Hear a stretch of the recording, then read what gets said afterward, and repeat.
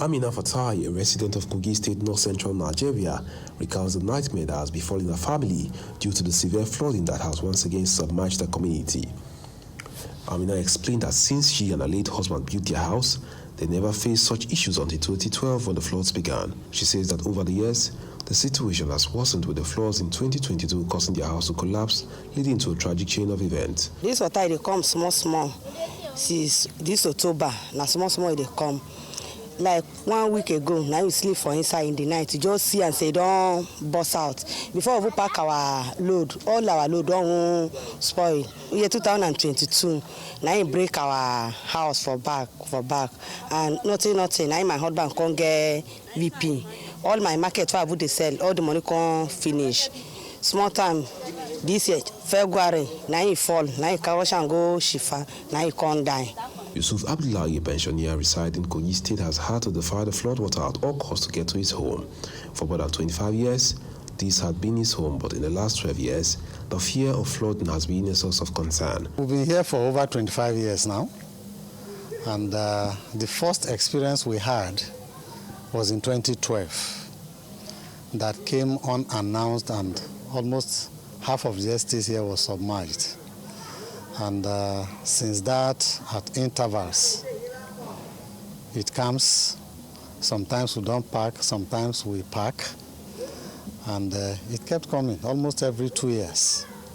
So it's been a very bad experience. It seems that each time the floods come, government agencies advise residents like him to move to the designated internally displaced persons camp, a decision which is not easy to bear. Where we are currently is what used to be the banks of River Niger. This place used to be farmlands to some of the Kogi residents whose homes have been affected by the flooding.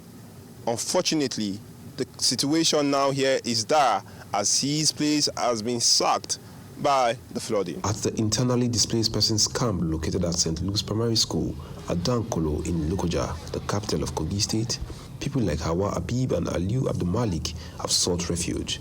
Despite the less than ideal conditions, they say that they have no choice but to stay at the state government designated shelter for displaced persons. As flood packers come here, they sleep, no food, no mattress, no many things, but we thank God for our governor.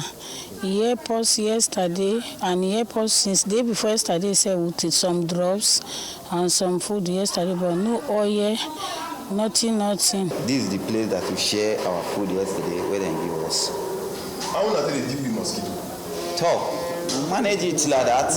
Even now, if you check around, mosquitoes, they are flying about. You see? After assessing the situation, we visited Kingsley Farm with the Commissioner of Information for Kogi State to get his perspective on the ongoing crisis. Farm says no life has been lost to the flood so far, but acknowledged that the state government has been overwhelmed by the scale of the flooding, which has displaced thousands of residents. Going by the devastating situation in the state, it is already snowballing into a humanitarian crisis, and you could see that over 1 million people have been displaced already. It is already snowballing into a humanitarian crisis, and you could see that over 1 million people have been displaced already, and it's quite devastating. We have a local government, a Baji local government.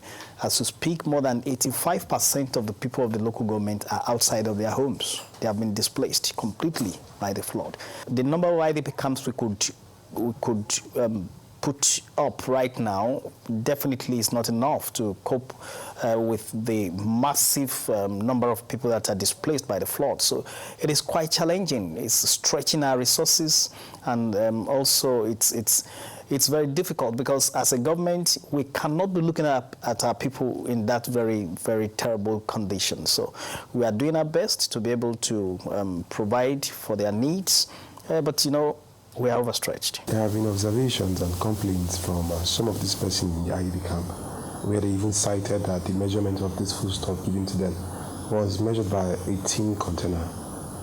Is there anybody in charge of the monitoring of the entire situation and the dispensary of these relief materials? You know, there are so many heartless Nigerians, and some people take advantage of every situation. They will not even mind stealing from the poor. But you know, we have a very high-powered flood response team under the able leadership of the Deputy Governor of the state.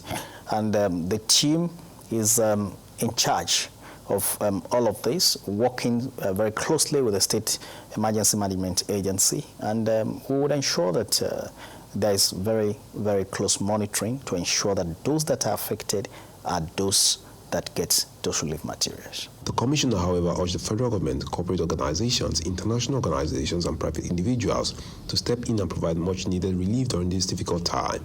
In Lokoja for News Central, I am Joshua Imarayi.